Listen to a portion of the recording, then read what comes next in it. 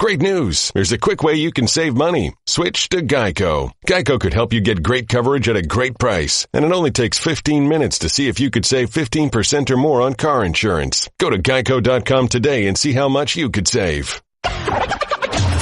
This is the Stephen A. Smith Show podcast. I'm Stephen A. We saw a game last night.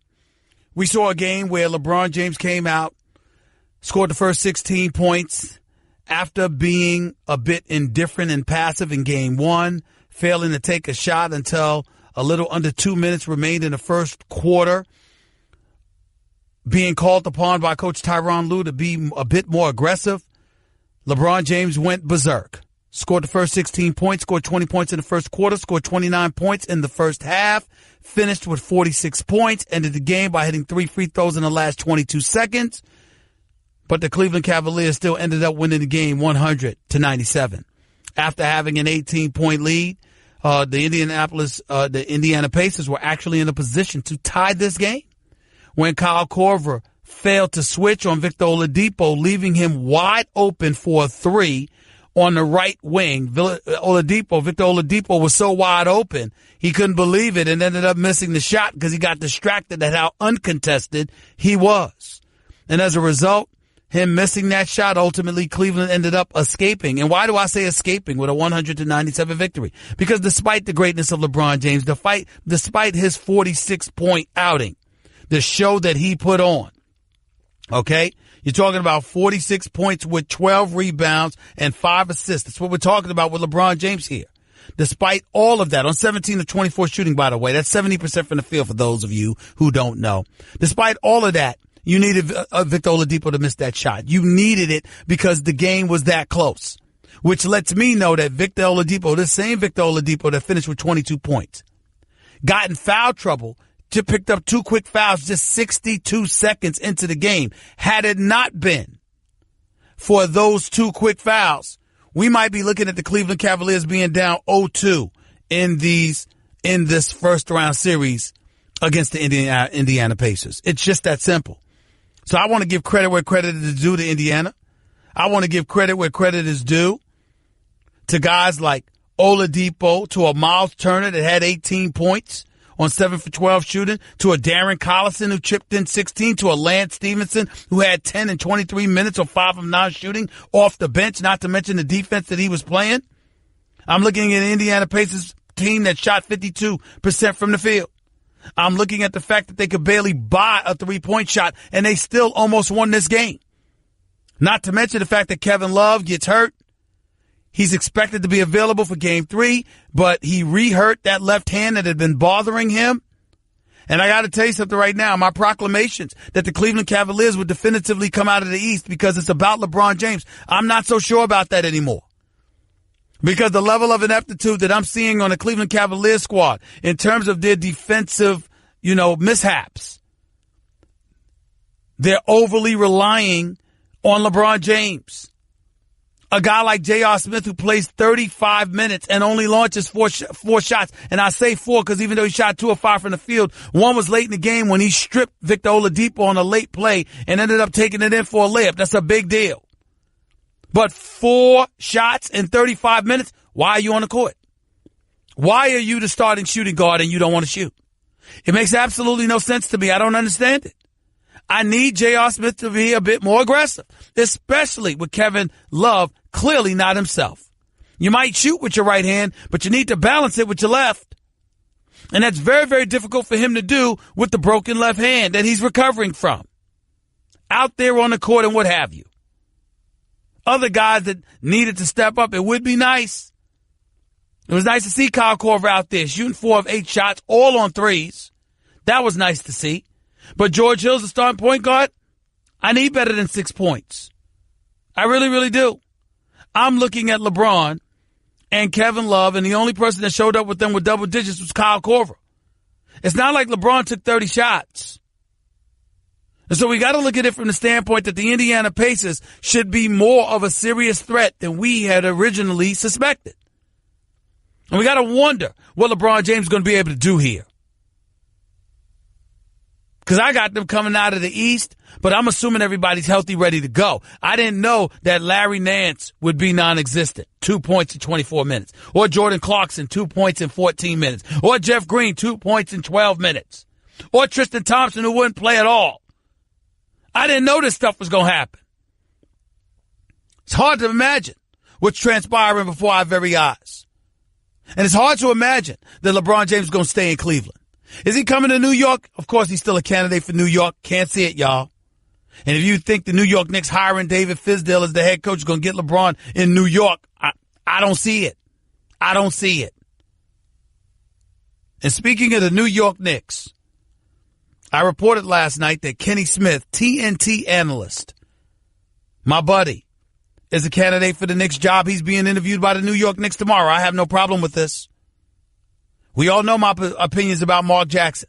I don't want to forget Mike Woodson because I think that he's been hosed. The fact that he lost his job under such suspect circumstances when Phil Jackson clearly should have kept him rather than bringing Derek Fisher on board vexes me.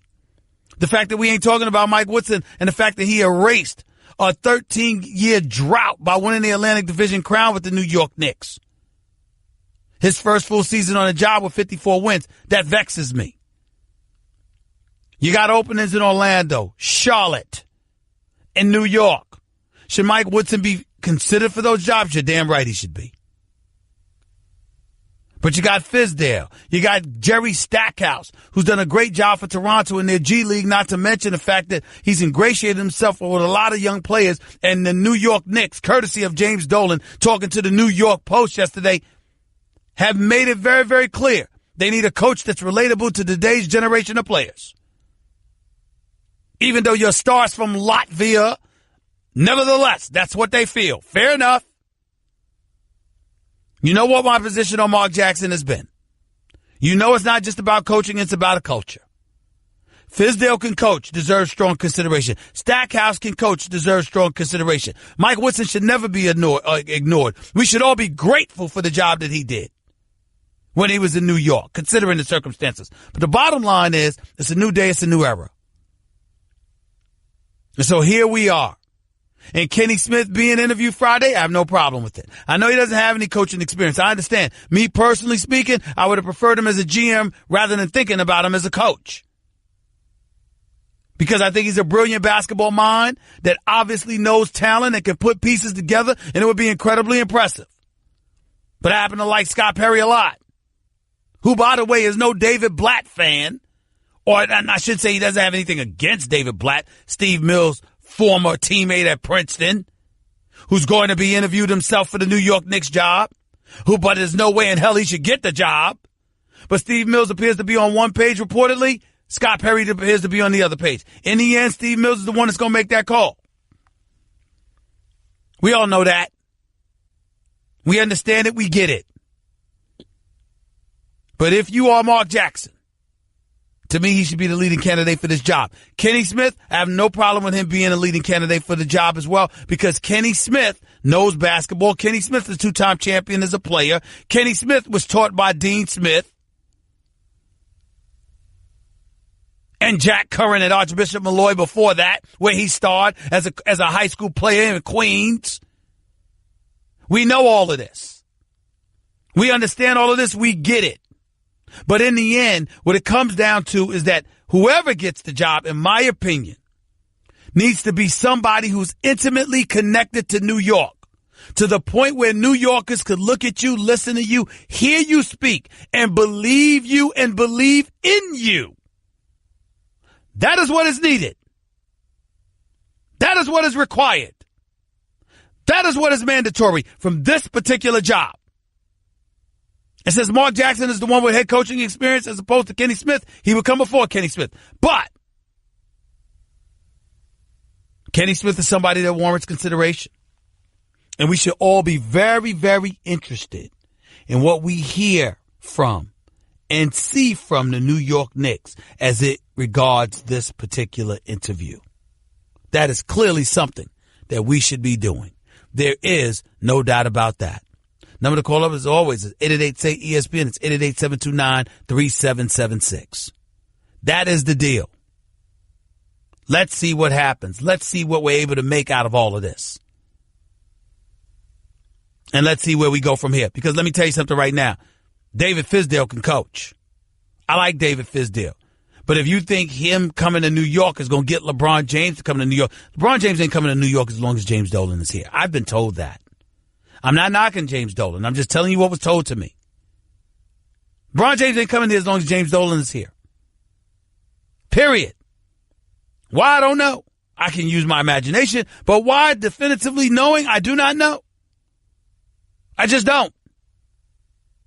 But he ain't coming to New York as long as James Dolan is here. And so now we have ourselves a situation. Where do you go from here? And what kind of players do you believe you're going to be able to get your hands on?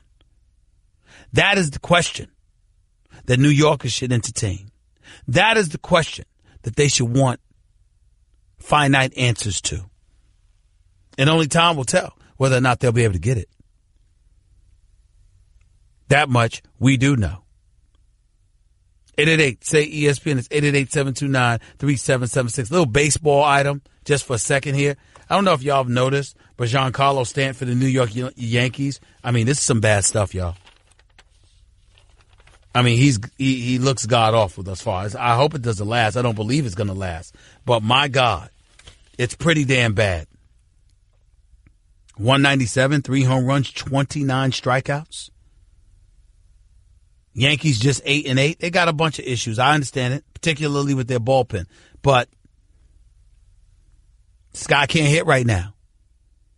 He was batting .226 at this time last year in Miami with 3 home runs and 19 strikeouts.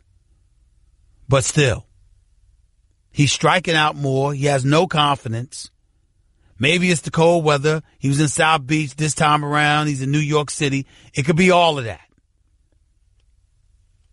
But whatever they're doing for Aaron Judge, talking about he's your number 2 hitter, he thrives in that situation, blah, blah, blah. Well, guess what? Try for Stanton, too. Most of the damage he did last year was at the number 2 slot. Just try it. That would be very, very nice. Because I got to admit to you, I'm tired of seeing this boy strike out. It's just embarrassing. It's just embarrassing. I don't see any other way to slice it. But that's how I feel about it.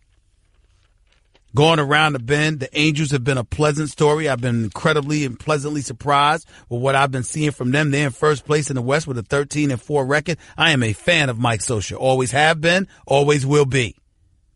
It's going to be real interesting to see what transpires in there. Houston's been struggling as of late, but we know that they could potentially be a juggernaut. Cleveland can never be dismissed. I'm getting all of this. But Boston is the team on a roll right now. And this early in the season is getting kind of hectic because the Yankees are already 6 games out. It's getting kind of hectic already this early in the season. You can't just dismiss these early games. You just can't do it. So I just wanted to point that out. 888, say ESPN. It's 888-729-3776. One of the other things I want to bring up to getting back to the NBA, I'm incredibly concerned about what I saw last night in OKC. Russell Westbrook, Carmelo Anthony, and Paul George all combined to shoot 0 for 14 in the fourth quarter. That's just disgraceful. They got to play better. But guess what? Billy Donovan also's got to coach better. Because a lot of those shots were contested. Most of them were taken beyond 10 feet. I mean, come on. Come on. Steve Adams with a little bit of foul trouble, but you got the big 3. There's simply no excuse to look that damn bad. And for those of you out there that thought I was smoking crack because I was proclaiming Donovan Mitchell to be my rookie of the year instead of Ben Simmons, how you feeling right now? I told y'all this kid Donovan Mitchell's special. By the way, he missed all 7 of his 3-pointers. He's got bad feet and still dropped 28 and still has 55 points in the first 2 games. And still is the go-to guy for the Utah Jazz. If you didn't know, you better ask somebody. You can sleep on this brother all you want to. But Donovan Mitchell is special. And nobody from Oklahoma City has appeared to be special. And as a result, you got to look at them and say, hey, could the Utah Jazz put them in trouble? Yes, they could. Because the Utah Jazz seem to know who they are. They seem to play within themselves. And they never seem pressed about anything. That is definitely a problem for Oklahoma City. And if you're Billy Donovan and you got 3 stars on the court, no, don't get me wrong. I understand that Melo may have dissipated a little bit. I get all of that. I understand it. But you got 3 prolific scorers on the court together. You can't use them as a decoy to make sure that somebody's generating some amount of points for you. I'm just looking at Oklahoma City offensively, and I'm like, Billy Donovan, show me something. This shouldn't be that damn hard. It just shouldn't be. 888-SAY-ESPN is 888-729-3776. When I start this show every weekday, as hard as it is for some of you folks to believe, I'm a pretty happy guy. Life is well. Things are going well, career. I'm surrounded by loved ones and people that I love dearly. And the only time that things really get me down is when loved ones are lost. Everybody knows what happened with my family last June when I lost my mom, who lost her 7-year battle with cancer. Yes, I cry every single day, at least once. There isn't an hour that goes by that I don't think about her and what she's meant to me. And I'm just blessed and fortunate to have the family and friends and even the coworkers. Jonathan Winthrop, Catherine Pastor, Nuno Texiera, my radio staff, the Antoine Lewises, Brian Borks, Dave Roberts, Kevin Reeders, Stephanie Furniers, along with Molly and Max on First Take. When you walk to work every day and you work with great people, it sort of takes the load off your shoulders, takes the weight off, reminds you that, there's joy beneath the sorrow, well, above the sorrow and the misery that just overwhelms you from time to time. And you're able to move on. Even though you never forget, you're able to move on and you're able to move forward even in the throes of having moments where you think about those things. And, when you have people that you love and people who love you and you love working together and you love being around one another and you love going home to folks or anything like that, it's okay. But then you have situations like Greg Popovich and what happened with him and his family yesterday. And the sadness can just be overwhelming. Greg Popovich, as I've told folks on many, many occasions, and I say this affectionately and incredibly complimentary, I often joked about him being one of the biggest phonies you can find. Because no matter how acerbic or abrasive he may come across to the media when you're interrupting him with these interviews that he hates doing during games, please understand that Greg Popovich is one of the genuinely good guys, good men the NBA has ever known. I had the pleasure of getting to know Greg Popovich a little bit because of Larry Brown, who I covered in Philadelphia when he was coaching Allen Iverson and them for 6 years. And I've known Greg Popovich ever since. Of course, we don't talk much. We don't talk often. We exchange pleasantries and kind words to one another from time to time. Believe it or not, Greg Popovich is capable of that. Sat down and had lunch in Utah. One time he was kind enough to call me over to sit down and have lunch with him when he was coaching in a playoff series against the San Antonio Spurs many years ago. When I heard the news yesterday that he lost his wife, Erin, after a long battle with whatever illness she was enduring, an incredible level of sadness just overwhelmed me. Not just because it reminded me of what I had lost, but I also imagined a man being married to a wonderful woman he no doubt considered to be his right hand for 4 decades. 2 beautiful children, 2 beautiful grandchildren, and the matriarch of the Popovich household was a constant. It was the kind of thing that allowed him to go about the business of doing his business and doing his job and being exceptional at it and coaching the team and guiding them to 19, 20 straight appearances to the postseason and 5 NBA championships and having guys like great David Robinson, the Admiral, to Tim Duncan, the Manu Ginobili's and Tony Parker's, champions personified, vouch not just for his brilliance as a coach, but the father figure that he was. And the champion that he is. And to just think that on this day, he has to deal with the reality that of all those people who loved him, perhaps no one was more dear to him than his wonderful wife of 4 decades. To know that she is gone, your heart just goes out to him. You just ache for him. Imagining what it's like for him to have to say goodbye and to endure what he's enduring. A lot of us have been there before. There's no doubt about that. And for those of us who haven't, the likelihood is that at some point we will go through it because loss happens in life. But it doesn't make it any less sad. It doesn't make your heart ache any less. And it doesn't leave you devoid of that feeling of such sorrow and such sadness and such compassion for one of the great, great coaches this game has ever known.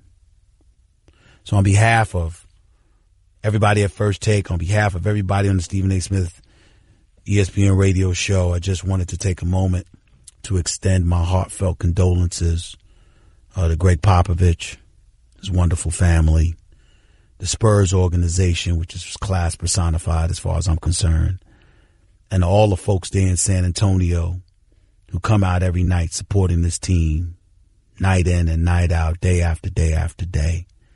Everybody's aching today, but our thoughts and prayers are with all of you. And obviously, especially Greg Popovich and his family. Stephen A. Smith Show, ESPN Radio, 888-SAY-ESPN. That's 888-729-3776. It's Straight Talk Wireless, nationwide coverage on America's largest and most dependable 4G LTE networks. We'll continue. We'll get back to the sport of basketball and then some in a minute. You're listening live to Stephen A. on ESPN Radio.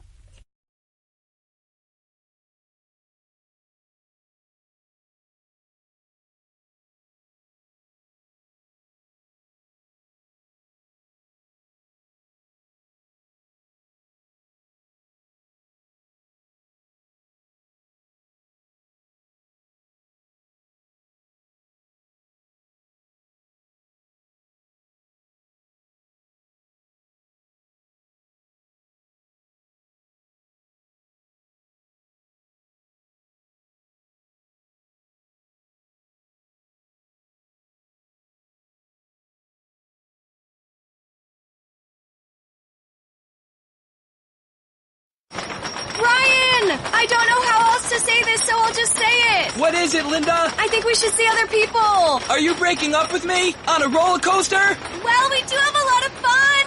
Maybe we should stay together. An emotional roller coaster? Surprising. What's not surprising? How much you could save by switching to Geico. I just need a little me time. Geico. 15 minutes could save you 15% or more. You're listening to the Stephen A. Smith Show podcast. Always great to have my next guest on the line. My buddy does an outstanding job, not just covering the NBA, but as far as I'm concerned, the voice of the New York Knicks has been covering them, I think, if I recall correctly, in excess for 17 years now. Obviously writes an outstanding column for the New York Daily News. You can catch one of his columns in today's New York Daily News as well. The one and only Frank Isola is on the line with yours truly right now. What's going on, buddy? How you doing, man? The great Stephen A. Let me just tell your audience something really quick. About a month ago, Stephen A. was spotted in the town that I live in, which is not too far from the town that he lives in. Social media was blowing up. When Stephen Colbert is seen walking around town, the actor Patrick Wilson, the MLS commissioner Don Garber, Nothing. Stephen A's walking around, people going crazy. You're funny. Listen, they go crazy sometimes. That ain't always a good thing for me. But I will tell you, I appreciate it, buddy. And by the way, outstanding job in your morning show on Sirius XM Radio, the NBA channel. So thanks again with all of that stuff. Talk to me about this coaching search for the New York Knicks. Reading from your column today is page 49 of the New York Daily News. Headline, this time, coach search will be thorough. You basically talked about how Phil Jackson took a vacation at the beginning stages of the coaching search, but that ain't the case with Steve Mills and Scott Perry. How are things different now than they were under the Phil Jackson era? Is it that simple? Well, and I think that both, Steve Mills and Scott Perry are going about it the right way. They're jumping right into it. They decided to make a change right at the end of the season with Jeff Hornacek. Whether you agree or disagree with it, that's their choice. More power to them. Now they're going about looking for a coach. They're going to interview a lot of guys. I still have to think, though, Steve, that they probably knew, let's say for argument's sake, a month in advance. Maybe they knew 2 months in advance that they'd probably make a change. I have to think that they have certain guys in mind that they want to talk to. And that's why I still think the guys like David Tisdale, Jerry Stackhouse, and also Mark Jackson have to be high up on that list. They're talking to them first. Maybe David Blatt can be involved. But you're right, though. When Phil Jackson started the coaching search, he didn't really talk to anybody. He wanted it to be Kurt Rambis, but then he went on vacation. Then he happened to be out in L.A., and he talked to Frank Vogel, and they ended up talking to Jeff Hornacek. I don't think that he went about it the right way. I think they're doing it the right way here. Frank Isola, what did you think about what I've been saying? And what I've been saying about the Knicks job is that, and I've been a proponent of Mark Jackson for one reason and one reason only. It's not just about coaching. It's about culture. Because with all the things that the New York Knicks have put us through as an organization under the stewardship of James Dolan, it's gotten to a point where New Yorkers are just numb to it all. Somebody has to be not just a coach, but a spokesperson. When they open their mouth, you actually believe them for who they are, as opposed to assuming they're a puppeteer for James Dolan, who brings the heavy hand of Madison Square Garden down upon any subordinate he can. And I just think it's incredibly important. That's why I bring up the name Mark Jackson. What's your thought about what the New York Knicks need, since you're the one covering them every day? Well, I think you're right, and I think you have to bring a coach in there. And I understand there always has to be some type of communication between the front office and the coaching staff, because we know how it works today. These front offices, they want to have more of a voice. But ultimately, you have to kind of let the coach run his program, do his thing. Phil Jackson did not allow Jeff Hornacek to do that. He wanted him to run a certain kind of offense, which Hornacek knew that the players didn't like. In fact, Derek Fisher knew the players didn't want to run that. But I do agree with you on Mark Jackson, and I know a lot of people have to say, you can't hire Mark after what happened in Golden State. Well, remember, he took a team that in the lockout year won 23 games, and then he jumped up to 47 wins. So he took a young team, turned them into a quality team, and they made a coaching change, and guess what? Steve Kerr took them to 3 straight finals. It could be 4. I completely understand that. But when everyone else gets kind of a second chance in the NBA, why not? And he has a winning record, Steve. Coaches that do have a winning record. He has one, and I think he knows the lay of the land here in New York. I think he'd be a good choice. And I think a lot of times these coaches, their second time around, they kind of learn from some of the mistakes that they made, and they want to probably improve on some of the things they did well. So I think that Mark would be a good choice. What about those who say David Fisdale, because that means LeBron? You'd have a shot at getting LeBron. Frank Isola says what to that? I think that certainly would be in play on some level, even though LeBron is getting up there, and does he want to come to a rebuilding situation? David Fisdale, his record, 50-51 in Memphis. He didn't get along with Marc Gasol, but that's another thing, too. I don't think that he should only be judged on the fact that he and Marc Gasol were feuding. I'm sure that he probably looks at things he could have done differently, but he also did a pretty good job there. He seems to be, and you talk to people around the league, he's kind of the hot name right now. I think, landing on TV pretty quickly probably helped him. But I don't think from the Knicks standpoint, he comes from that Pat Riley DNA, and Pat Riley had success in New York, and then you look at a guy like Jeff Van Gundy, who came from basically Pat Riley, had success, and really Jeff was the last coach there to have success other than Mike Woodson, who we know, came from kind of the Larry Brown coaching tree, so to speak. So I think getting a guy like Tisdale will not be terrible just because of the background, and he comes from that Miami Heat culture, Pat Riley, Eric Spoelstra. What about Jerry Stackhouse and the noise that he's making? Now, from my understanding, if If Luke Walton were available, if Magic Johnson decided to let Luke Walton go, the Charlotte Hornets would pick him up in a heartbeat. Now that Mitch Kupchak is there, Michael Jordan, from what I'm told, is incredibly fond of Luke Walton. They think he's a bright young coach. He'd have a job in a heartbeat in Charlotte, but I don't think Magic's going to let him go. So Jerry Stackhouse got New York, got Orlando, got Charlotte potentially interested in him because of the job he's done in the G League for the Toronto Raptors organization. What about him? Yeah, and I think, Jerry, I think you're right. And I wonder if Orlando, because he has a relationship with the front office people like he does in New York, and he met with them earlier this week. I got a chance to do my radio show with Jerry. He would come on once every Friday, so I developed a pretty good relationship with him. And you know Jerry as well. He's a very confident guy. Yep. He has things that he believes in.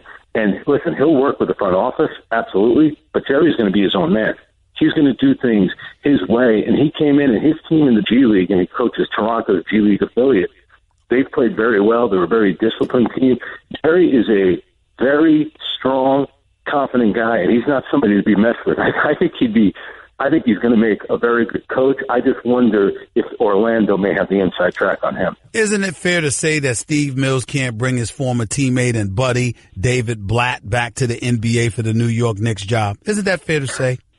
Unless, here's where, to me, they're painting themselves into a little bit of a corner because they keep talking about it. And you saw the owner, Jim Dolan, today in the New York Post had a quote where he said, we need a coach that can relate to today's players. Well, David Blatt was at odds with LeBron James. Mm-hmm. So you're kind of painting yourself into a corner by bringing that up.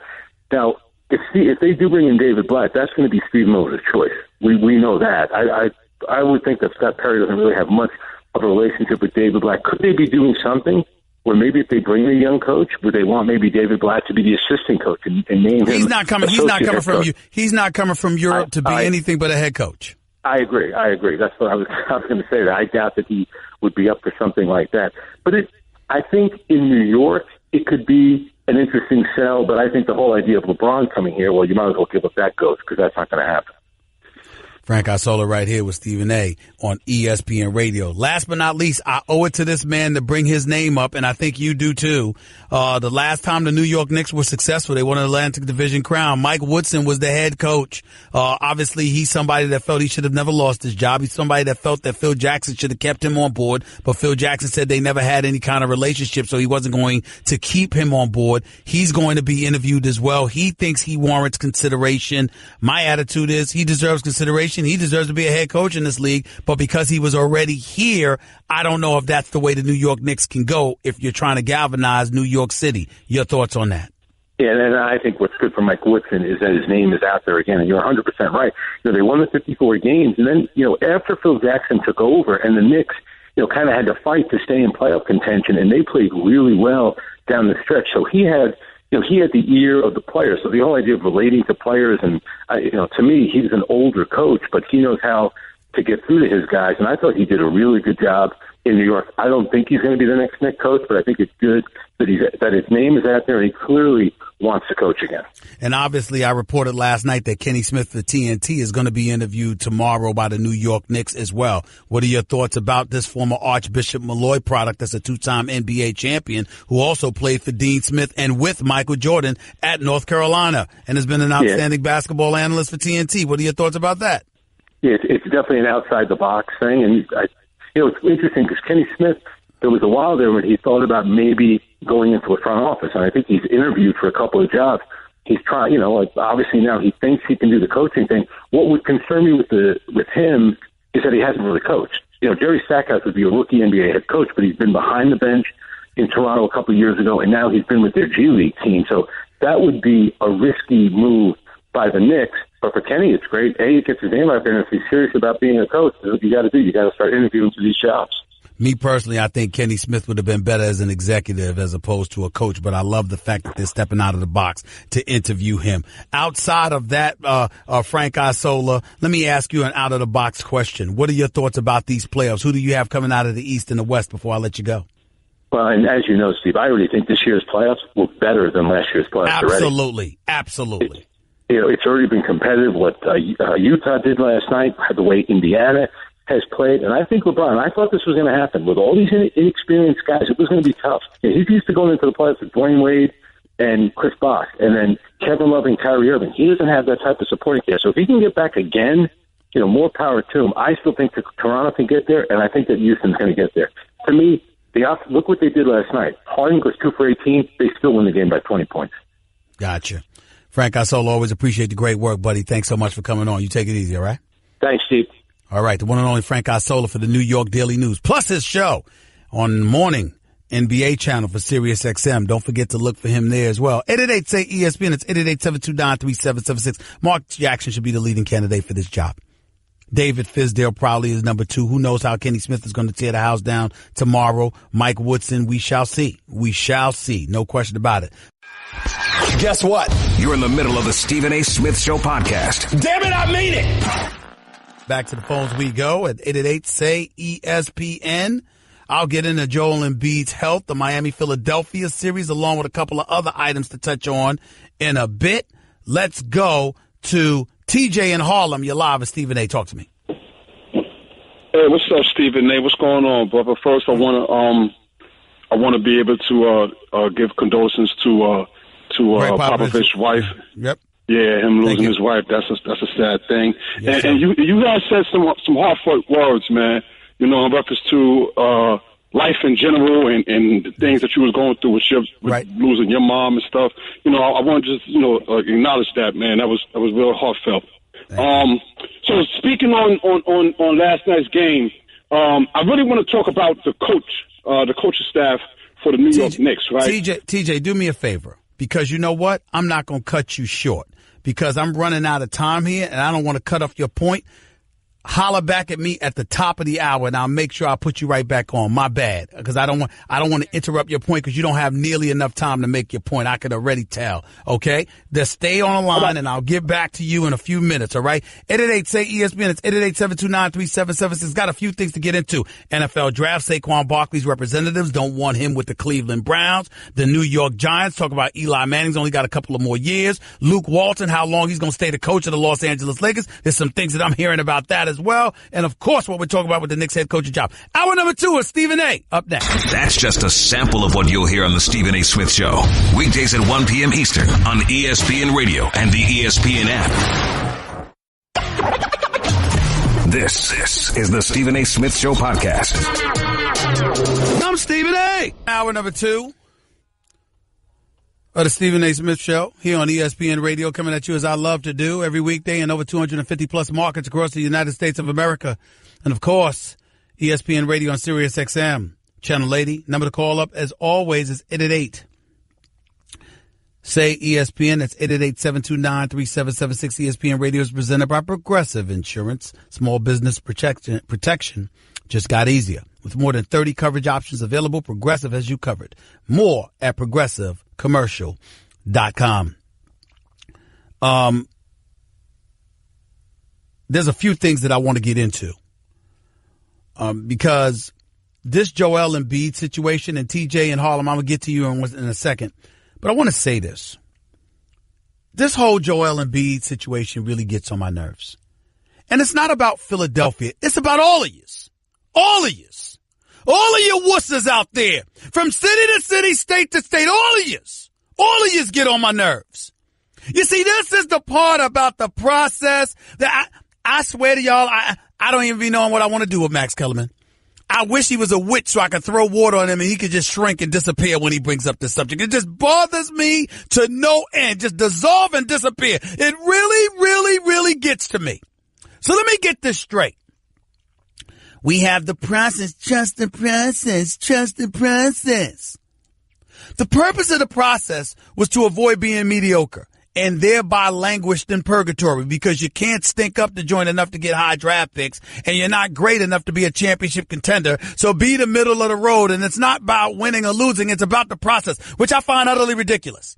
Because essentially what you're doing as an organization and as an executive, if you have that mentality, like Sam Hinkie, the former executive for the Philadelphia 76ers, while he was really pushing forward with the process, what he articulated was that it's not about whether something works or not now or whatever the case may be. It's not about winning now. Well, the Philadelphia 76ers are a playoff team. This is not a regular season. This is a playoff series. They have an opportunity to win a championship this year. When you look at the way they shoot, whether it's Redick, Bellinelli, Saric, or Anderson, or Covington, they have shooters.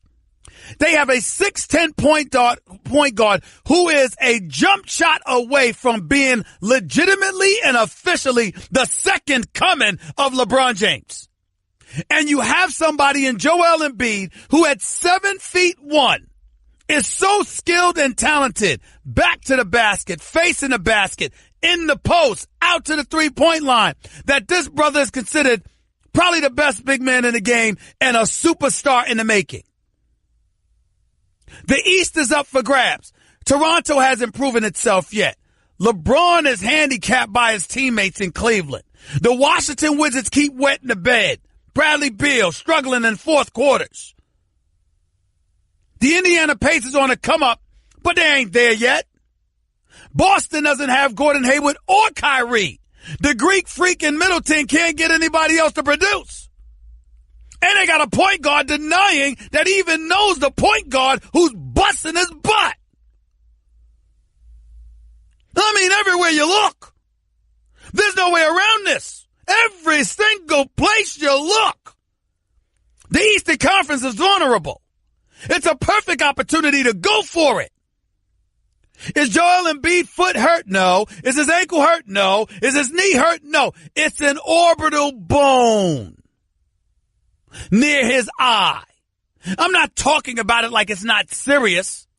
But what I'm saying, ladies and gentlemen, they're talking about if any damage can happen to it, and, it could do damage. It could cause damage. Okay, I repeat, I understand that. I really, really do. But this is the playoffs. You take risk. And oh, by the way, if he loses, you got the entire offseason to work on him. You can't come up with a sophisticated enough mask to protect the orbital bone? It's 2018. We got technology out the wazoo. You can't come up with something? And if it's so bad, why the hell isn't he in his jersey warming up before games? Why is he walking around with the mask to see how he can play with it on? Why is he aching and chomping at the bit, saying he wants to play, but they won't let me play? Dropping expletives and talking about he's being babied. What is going on here? This is just utterly ridiculous. If the Philadelphia 76ers lose Game 3 tonight to the Miami Heat and fall down 2-1 in this series, Joel Embiid should be back Saturday afternoon in South Beach. Period. There should be no discussion. You play, it comes with risk. This is not the regular season. This is not a team that's going nowhere. This is a team that right now, because of how debilitated the Eastern Conference appears, has a legitimate shot to go to the NBA Finals. Play this man. I'm not saying tonight, but if you go down 2-1 and you got a series that's in jeopardy, you got to put that man back in the game. Got to put him back in. You got to do it. All of this stuff, I mean, it's like, don't y'all understand, as fans, don't you understand what suckers they're treating you like? What the hell you mean? You got to think about his future. I'm sorry. What damage can happen? I'm not a doctor, but I'm thinking, look, man, if you lose, you got all off season. You ain't playing again until Halloween. What's the problem? He's got to be up in there. You got to play this man. You got a championship on the line. This is what it's about. This is why you're doing this. This is what all of this is for. Now, I understand right now if New York and L.A. and Chicago and places like that can't quite comprehend. 2 teams in New York, 2 teams in L.A., 2 teams in Chicago, not one single playoff team. What a disgrace. But I believe in Jerry West and Magic Johnson. And Doc Rivers. New York's an entirely different matter. Like what Sean May had to say, executive for the Brooklyn Nets, talking about it ain't about, just feeling good because we got a few games better. You set a goal and you meet it. We got to be better. I want to see what James Dolan does. Actually, I don't want to see what he does. I'd rather see what Steve Mills and Scott Berry do. And Magic Johnson, just in case you're thinking about letting go of Luke Walton, let me assure you, he'll get gobbled up quick. Charlotte would love to have Luke Walton. Mitch Kupchak's going to make that call. But he's considered a bright young coach who actually developed players and did a good job. I'm not sure they want to lose Luke Walton.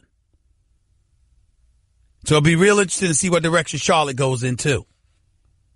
It remains to be seen. 888-SAY-ESPN. It's 888-729-3776. I promised I'd get back to my man TJ, who's kind enough to wait on the line all of this time. TJ, I apologize. The floor is yours.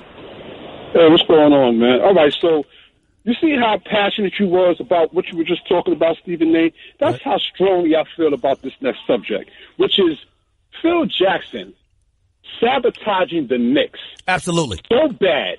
Absolutely. So bad that he has set us back at least 5 years, bro. And I'm really, really frustrated. I'm not going to say that. I'm not going to say that because you got some cap room. You got some picks, and you got Porzingis. I'm not going to say 5 years, but where his real damage occurred was him in devaluing Carmelo Anthony. When he did that was just excessively cruel, no question. But go ahead. And Ntilikina, and drafting Ntilikina. Yeah, well, that's what I'm about to get into, right? You've said on numerous occasions that this man has forgotten more basketball than most of us will ever know. So you're going to tell me on draft night or in the weeks coming to draft night, he looked at Ntilikina, he looked at Dennis Smith Jr., and he looked at this kid that's busting his tail over there in Utah, Donovan Mitchell, and he went with Ntilikina? You're going to tell me that he did not? These two guys are like, they're going to be superstars. When was the last time the New York Knicks have drafted a point guard that was worth anything? This is ridiculous, man. It is ridiculous, and I'll tell you this, too. Dennis Smith didn't get drafted because of off-the-court stuff that had teams concerned. That's why the New York Knicks passed on him. I thought it was stupid. I thought it was smart of Dallas to pick him up. They weren't concerned about it. Donovan Mitchell, we got to remember that he's like 5 picks later, so there's a few teams that passed up on him, including Charlotte, who drafted Malik Monk. We understand that as well. But in the end, I'm looking at Ntilikina. And this dude listen, he's a solid defender with long arms. That's all I get from him. He does absolutely nothing for me as the number 8 pick overall in the draft. And there's no way in hell I would have picked him. And I'm still disgusted at Phil for picking him. Right. And we had Mitchell on our board. We were looking at him from Louisville. That was somebody we were strongly looking at. But all right, next thing real quick. I know you got to go. Next thing. What do you think about David Fizdale and Woodson being the assistant for the? I know you're really hard on Mark Jackson, but I think more of the reason of me not wanting to go with him is because of the problems that he's had over there with the Warriors, and a lot of the he may have been somewhat blackballed because nobody else. Well, he clearly was blackballed. He clearly was blackballed. There's no question about it. Listen, Mark Jackson was not perfect. Mark Jackson, listen, you had assistant coach that taped and videotaped private conversations. That's inexcusable. That man should never work in the league again, but he ended up getting a job in Boston. I don't want to go into what happened with Mark and Brian Scalabrine because I don't know all the facts. It's two completely different interpretations, and I'll leave it for them to tell that story when they want to tell it. When it comes to, Joe Lacob, majority owner for the Golden State Warriors, who I love, he said flat out, you can't be disliked by everybody. You can't have 200 people, working for the company and none of them like you. That's not good. So I think that was an exaggeration. I think that was an embellishment. But nevertheless, Mark Jackson had some folks that didn't like him. They didn't say he couldn't do the job. They didn't say he wasn't competent and thorough at what he did. They didn't like him. Now, the biggest thing that I would hold against Mark Jackson, you're a head coach. And I understand you want your staff and all of this other stuff. If ownership wants you to buffer your staff, damn it, you do it. They employ you. They cut the check for you. If they want you to modify your staff just a little bit and to exchange somebody or to get somebody in and add them to the equation that'll bring to the table what they want brought to the table, they cut your check. They have a right to do that. And you don't always get to operate with autonomy and impunity. You work for somebody. And when somebody else is cutting the check, they have some muscle. And you have to respect that. So I think that Mark Jackson has learned from that. I'm not a proponent of Woodson and Fizdale being assistant coaches because I think they're head coaches. And I think that they should be candidates for other head coaching jobs, personally. But that's what it is. But I would say that if you're a relatively inexperienced coach, which Mark Jackson was at the time, you don't need to have inexperienced assistants too. You know, you got to buffer your roster. Okay? That's one of the only things that I kind of I question on who is he going to pick as I got you. Assistant coaches. I got to run, TJ, but I get where you're coming from. I don't disagree with you, and I appreciate your call, bro. Thank you so much. Let's go to Kentrell in Atlanta. You're live with Stephen A. What's up?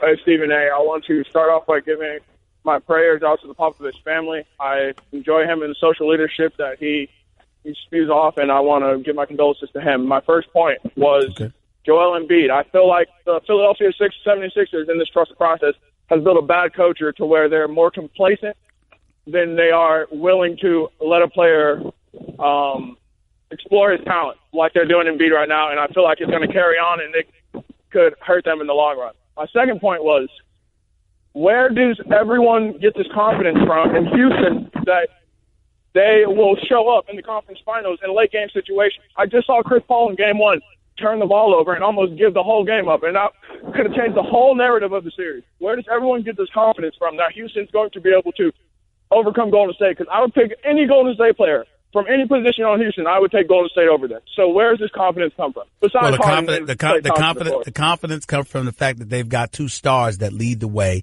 They've got a bunch of supplementary parts who seem to be playing well together. And Ariza, Clint Capella is just doing it up. PJ Tucker, Gerald Green, Eric Gordon. They're getting contributions from a plethora of players. The Houston Rockets clearly look like the best team in basketball. It's undeniable. Now they're playing against Minnesota, who can't seem to score against you or me right now. Karl Anthony Towns, let me say this. I'm trying to be nice because I think Karl Anthony Towns is a star, and I think he's a good guy, and I underestimated him because Calipari hit him so well when he was coming out of Kentucky in the draft. I love this brother's game. I've met his parents on many occasions who make me apologize to them every time they see me because how dare me think that Jahlil Okafor should have ever been picked ahead of him at the time, and they're right, okay? But here's the reality, Kentrell. I'm only talking about these first two games. Karl Anthony Towns looks soft. He looks like he don't want any parts of Houston, man. Only attempted 9 shots in each game, scoring 5 points in the first quarter and then not scoring another point for the rest of the game, being completely hampered, pushed around by Nene, out-hustled and outplayed by Clint Capella. It's shocking to see what I have been seeing, and something has to be done about it. Karl Anthony Towns has got to step up. Minnesota ain't the same without this brother. He's got to step up. He's got to want it, because I'm not saying he is. I would never disrespect him like that. I'm only talking about how he looked in games 1 and 2, Kentrell. He looked soft. He looked like he didn't want any parts of Houston. You think that's more Houston or more Cat? Because I believe Cat's so talented, there's no one that can really stop him. You think that's more Houston being more formidable on defense? Listen. You didn't hear me call Damian Lillard soft. I said to you about Damian Lillard, he's being put on lock and key by Jrue Holiday. Why? Because Jrue Holiday is an elite defender and one of the best two-way guards in the game, and we haven't appreciated him nearly as much as we should. That's why Portland's on the verge of getting swept if they don't win this next game. I mean, this is the brink of elimination. This is the brink of the brink as far as I'm concerned. But Damian Lillard goes out there and he goes at it. He just hasn't been effective. But I don't look at an individual that looked like he got his heart stripped. I look at a dude trying to force it because he's trying to do everything he can to make sure Jrue Holiday doesn't get the better of him. That's entirely different than somebody literally looking like they snatched your heart out of your chest. That's how Karl Anthony Towns is looking right now. He's got to get it together because he's much better than this. He's much better than this. Thank you for taking my call, Stephen A.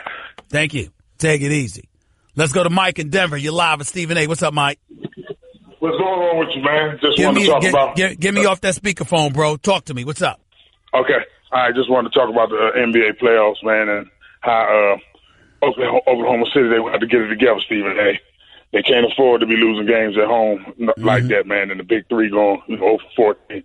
That was a disgrace, man. Where do you really think is going on with them, man? You think it's just Carmelo ain't a good fit for them, or is some other things going on?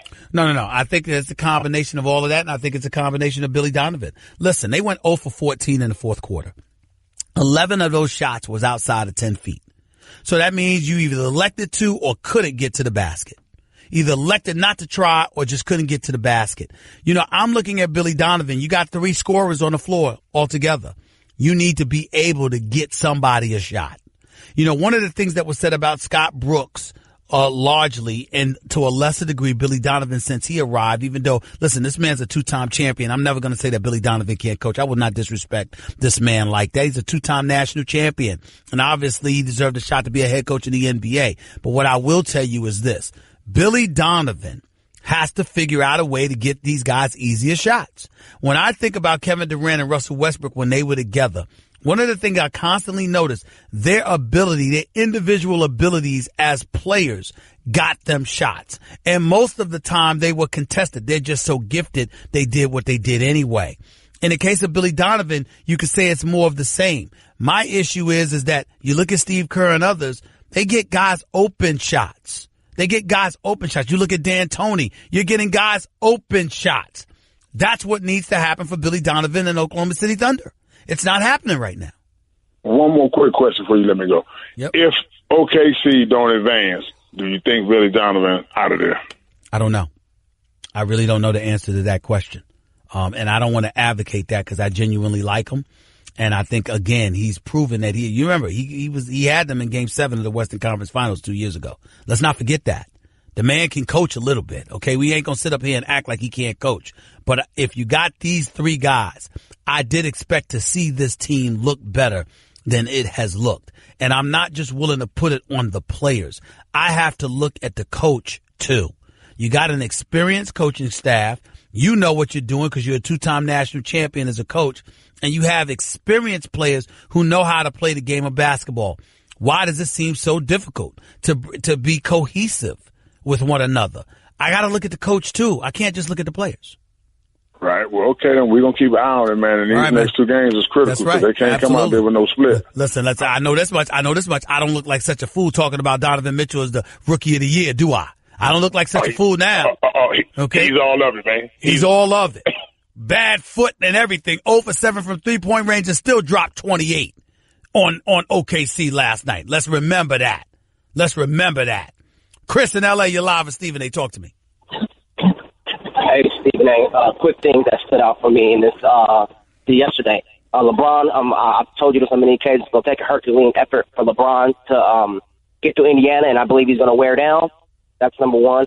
And number 2, do you think that if you were to swap Ben Simmons and Donovan Mitchell, Utah would be just as good? Because I think those same plays you got, remember, Mitchell scored 13 in the fourth yesterday. I think if you swap those 2 players, Simmons doesn't get Utah over the hump.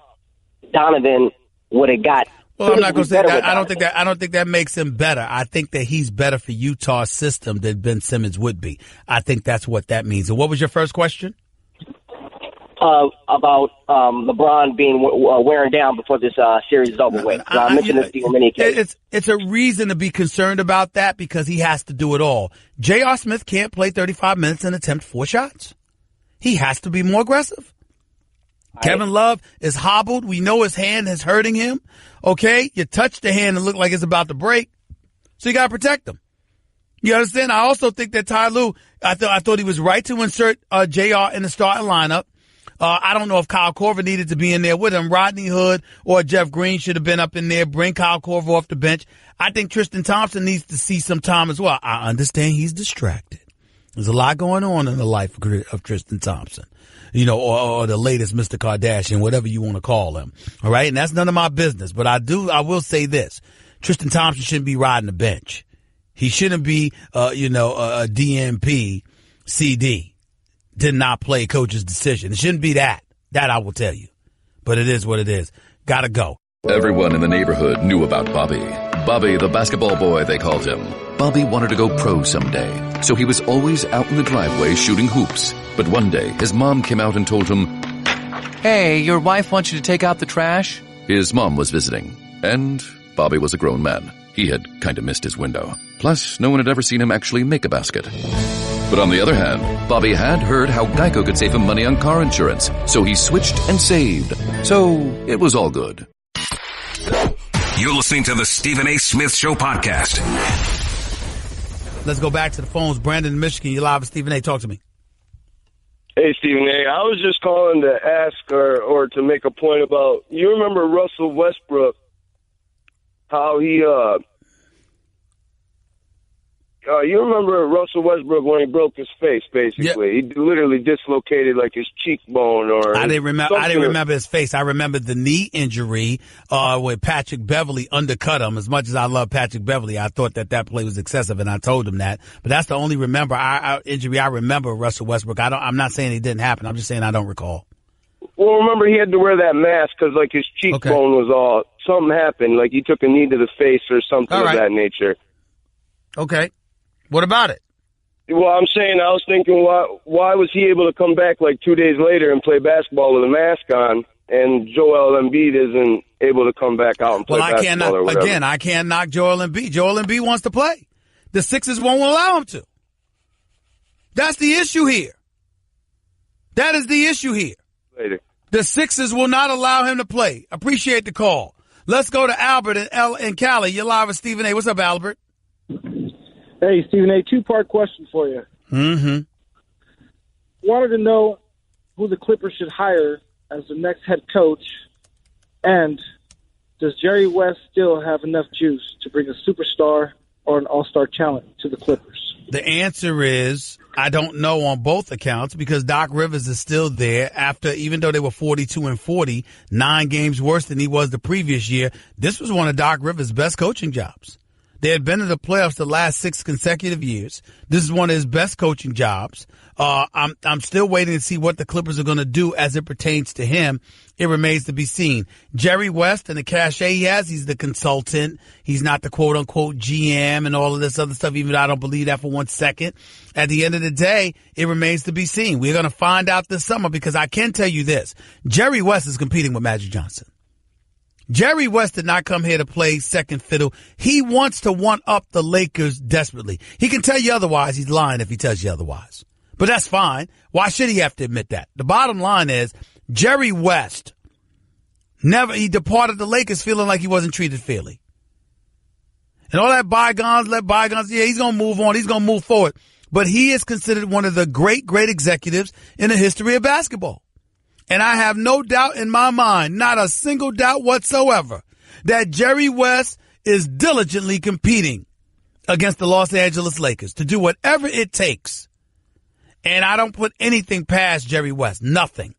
In terms of, this is the guy that got Shaquille O'Neal from Orlando for the Los Angeles Lakers. This is the guy that got Kobe Bryant from Charlotte after Charlotte drafted him. Prior to that, everybody forget the job that was done by Jerry West. Everybody forgets this job. Let me tell you something about Jerry West right here, okay? Everybody forgets what this man did with the Lakers. With the Lakers before Shaq ever arrived. Everybody forgets this. Y'all remember, it was a long time ago. It was like, I think it was 94, 95. I'm trying to remember exactly when it was, okay? It was before Shaquille O'Neal had arrived, all right?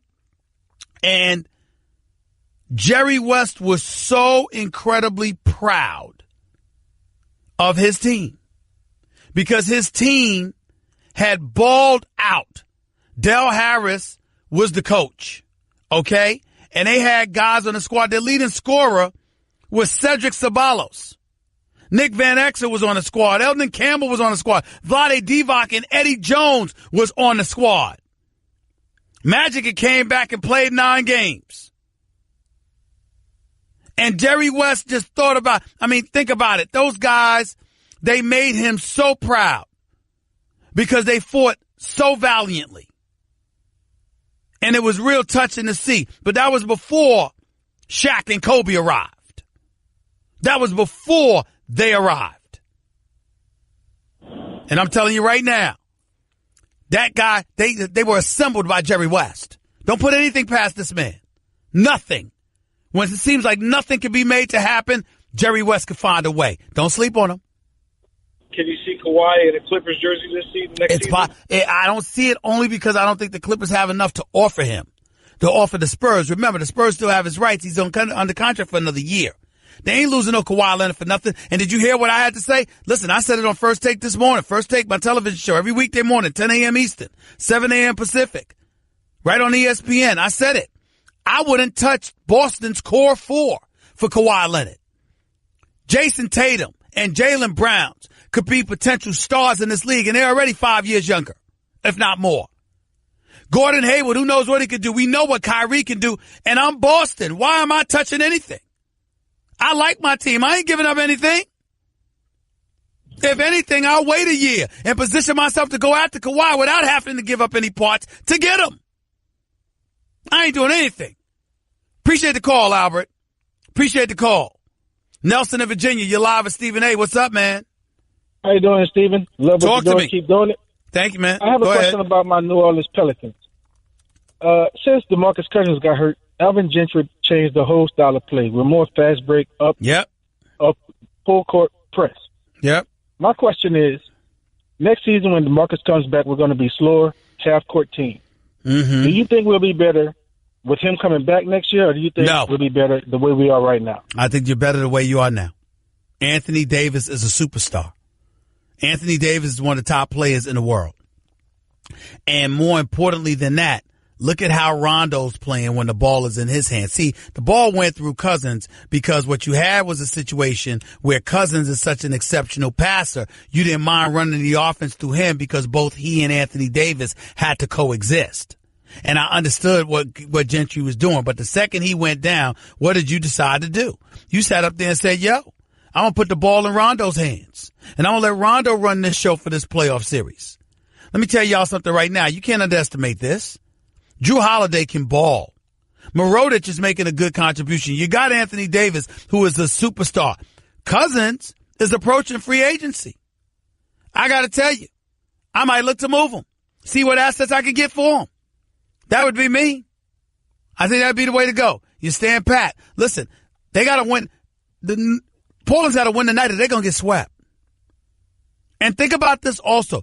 If you look at Drew Holiday, do y'all know that Drew Holiday has a contract? He's going to pay $25 million this year. 26 next year, 26 the year after that, 26 the year after that. He's guaranteed for the next 4 years. And all that money was getting paid.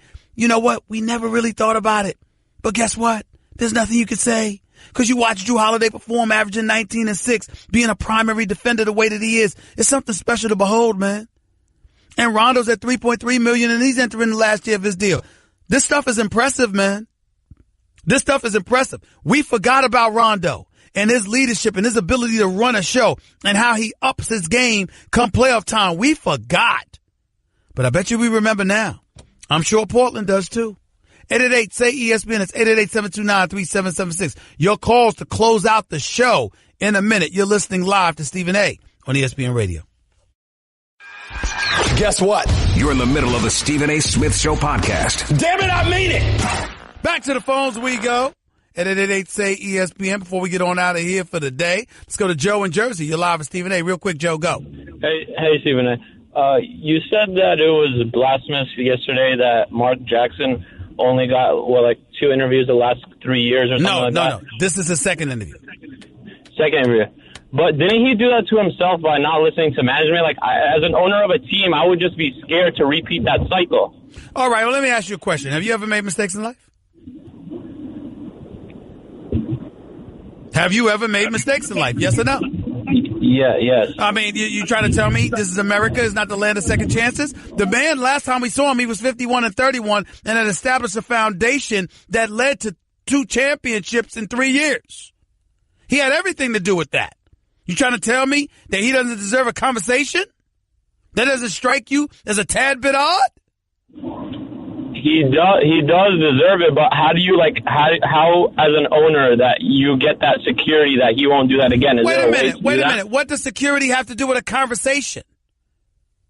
I didn't talk about him not getting hired. I said he wouldn't even get an interview. Is that the main reason, though? Yes. Absolutely. That's warranted? Or no? No, I don't. I don't think it's warranted for him not to get an interview. Not with the level of production that he showcased at Golden State. Have a good day. Len in North Carolina, you're live with Stephen A. Real quick, Lenny, go ahead. What's going on, big brother? I ain't talked to you in a minute. How are doing? You? I'm doing great. Thank you for calling. What's up? First off, Mark Jackson should be the coach of the Knicks coming up soon. It's not even a debate. He should be the coach of the Knicks. That's number one. Number two, I'm telling you, I watched this dude from Weber State. Dame Lillard is going to go off about 40 tonight, and he is going to go off. He better. Listen, now you've seen me enough to know how much I believe in Damian Lillard. But you got to admit, Lenny, Drew Holiday is something special. This brother defends, man. He's got great size on him as well, and he has been all over Damian Lillard. Terry Stotts got to get Damian Lillard loose at least to breathe enough to get that jump shot off. But I have a lot of faith in Damian Lillard. Listen, this is not a Karl Anthony Towns situation where I'm saying you're looking soft. And I like Karl Anthony Towns a lot. But he's looking soft in this Houston series for the first time I've ever seen him look like this. In Damian Lillard's case, he's just not making shots because Drew Holiday is draped all over him. But he's trying. He's being aggressive, which is what Karl Anthony Towns is not doing. And here's the thing, Stephen A. I call it, because I used to watch him at Weber State, I call it the Michael Myers effect. He gets that focus. And once he gets that focus, he is just going to drop 40, 50 on you. I believe in him. This dude, he's going to go off tonight. I'm telling you. Listen, call me back tomorrow because we're going to watch tonight. I'm going to be watching that game tonight. I got to see this for myself. Ain't no question about that. Appreciate the call, though. Thank you. Lewis in the Bronx, you're live with Stephen A. Real quick, Lewis, go. Stephen A., we all know about the disproportionate amount of African-American people in management in the NBA. How do you feel about the fact that 4 or maybe even 5 of the candidates for the New York Knicks job are African-American? And do you think that this is a sign of progress, or is it just for this New York Knicks position? I'm not tripping over the black coaches in the NBA simply because I think that a lot of black coaches get opportunities and they get looks, and I like the fact that a lot of them are getting the looks right now. NBA is ahead of the curve as it pertains to minority hiring in the world of coaching. On the front office, that's an entirely different ball game altogether, and I think that's something that needs to be considered. But clearly, you have African Americans getting opportunities as head coaches in the NBA, but once you get there, you got to produce. It's just that simple. I appreciate the call. Let's go to Armando in Jersey. You're live with Stephen A. Real quick, Armando. Hey, you only got 30 seconds. Go ahead. All right. I just wanted to say I agree with you what you said about Cousins and the Pelicans, but what do you think about the Pelicans dropping Cousins and adding Kawhi Leonard? Well, I don't think that San Antonio Spurs would take a deal involving DeMarcus Cousins, and that's why I don't think you would get Kawhi Leonard. I think if you're going to get Kawhi Leonard, it's going to have to be a team like Boston giving up assets like, Jason, Tatum and Jaylen Brown, or the Lakers giving up Ingram and Randall or Kuzma or somebody, and even then that wouldn't be enough. I think it's going to be something like that. But we can talk in 22 hours. The Blazers and Pelicans game tonight. I can't wait to see this, to see what's going to happen, along with some additional action as well. Again, our hearts and prayers are with Greg Popovich and his family after the loss of his wife. Talk to you in 22 hours. Peace and love, everybody. That's just a sample of what you'll hear on the Stephen A. Smith Show. Weekdays at 1 p.m. Eastern on ESPN Radio and the ESPN app.